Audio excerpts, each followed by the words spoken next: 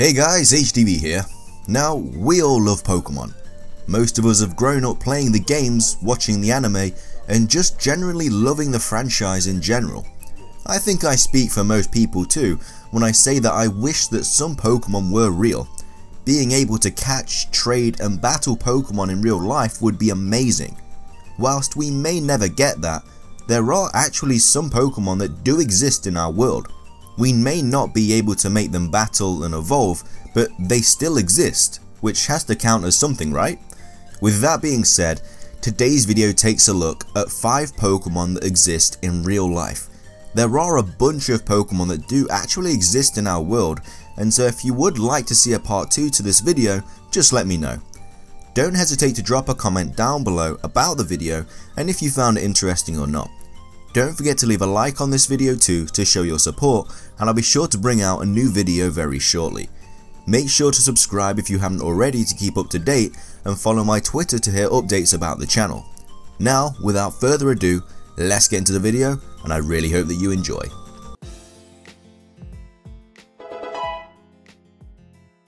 Starting things off and taking the number 5 spot in today's top 5 video is Magikarp. The Magikarp gets a bad rep. Sure, it takes dozens upon dozens of hours to evolve into the mighty Gyarados, but it is so worth it when it happens. Even so, while you have a Magikarp, don't expect it to do much. It's basically a useless Pokemon, and just flops there like, well, a fish out of water. Magikarp will just flop or lie there and look at you with wide empty eyes. In a way, it's kind of cute, but at the end of the day, you want that Magikarp to be a Gyarados. Anyway, the Magikarp can be found in real life, sort of. This Pokemon is based off of the yellow rockfish, which is almost a twin version of Magikarp. Also known as a red snapper, the yellow rockfish has a similar body structure to Magikarp and can live to be over 100 years old. You can find these fish chilling out all around the East Pacific Ocean, although they are bottom feeders, so good luck spotting one.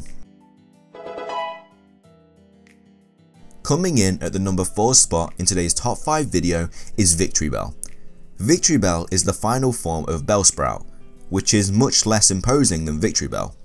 This Pokemon is one of the earliest in the series and is definitely based off of a plant, but it isn't that simple. Victreebel is very reminiscent of the pitcher plant, which is the floral emblem of Newfoundland, Canada. The pitcher plant is quite frightening. It is a predatory plant that is visually similar to Victreebel.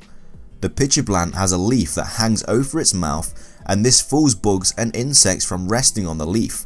Then the pitcher plant gobbles it up. Something the Victreebel has that a pitcher plant doesn't is a pair of sharp scary fangs. That was added by the Pokemon creators. Victreebel's abilities include chlorophyll and, believe it or not, gluttony, which is used to defeat its enemies. Its name sounds a bit like the word victory, which perhaps could hint that you will see success with this Pokemon. Coming in at the halfway point in today's top 5 video is Poliwag. The Poliwag is a Pokemon that appeared early on in the popular series. It nearly shapes an identical name to a creature that exists in real life, if you can believe that. The Poliwag was inspired by the Poliwag, which is basically a more complicated word for tadpole. Poliwags exist in the larval stage of a tadpole's life, before it matures into a full-fledged amphibian. Most tadpoles live in the water, since they don't have legs, but there are some types of tadpoles that live on land. As for the Poliwag Pokemon, it is a water type that uses the water absorb or damp ability on its enemies. The Poliwag is instantly recognizable by the swirly design on its tummy. There is actually a type of tadpole that has a swirled cut in its head. These translucent creatures just swim through the water, living happily until they evolve into frogs or toads. Poliwags evolve into Poliwhirl, and from there they can evolve into Poliwrath or Politoad. Coming in at the number 2 spot in today's top 5 video is Caterpie. Caterpie is one of the most adorable Pokemon in the series. This bug type is tiny and isn't the most impressive Pokemon in the world, but that's okay, it's so cute. Caterpie usually defends itself with its shield dust, or it just runs away. You can probably guess that Caterpie is based off of a caterpillar, but do you know which one? there is more than one type of caterpillar out there, you know. HDvee is actually supposed to be inspired by the swallowtail caterpillar, which looks very similar to the Pokemon. It's a green species of caterpillar with a thick body and the same orange V-shaped antennae on its head as Caterpie. Both the swallowtail and the Pokemon have those instantly recognizable black spots on their heads. They're actually not eyes, but markings. If you want to see a real life swallowtail caterpillar, you can find one in North America. This species evolves into the swallowtail butterfly and is even the state butterfly of New Jersey and Oklahoma. Finishing things off though, and claiming the #1 spot in today's top 5 video is Vileplume. As the name suggests, the Vileplume Pokemon is a poison and grass type. It closely resembles a plant, but not one that you would think would exist in real life. Well, you would be wrong, because there is a plant that was the inspiration behind the Vileplume. Rafflesia unloldi, also known as the corpse flower, is one plant that you wouldn't want to see face to face. Its main characteristic is emitting a stench that smells just like rotting human flesh. That nasty scent helps to attract insects that land on the plant, which then noshes on the bugs. Now that's vile. We much prefer the Pokemon, which is smiley, cute, and walks on 2 legs.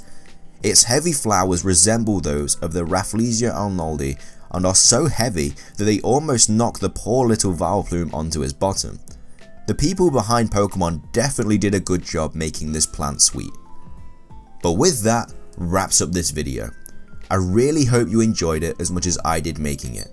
If you did enjoy the video though, please leave a like, I'd really appreciate it. Like I said at the start of the video, I would also love to hear your guys' opinions too on this subject, so be sure to leave them in the comment section below. I have a couple top 5s coming onto your screen in a second, so be sure to give them a watch if you have the time, and also subscribe if you like my content. That's everything from me though, so thanks for watching guys, have an amazing day, and I'll see you in the next video.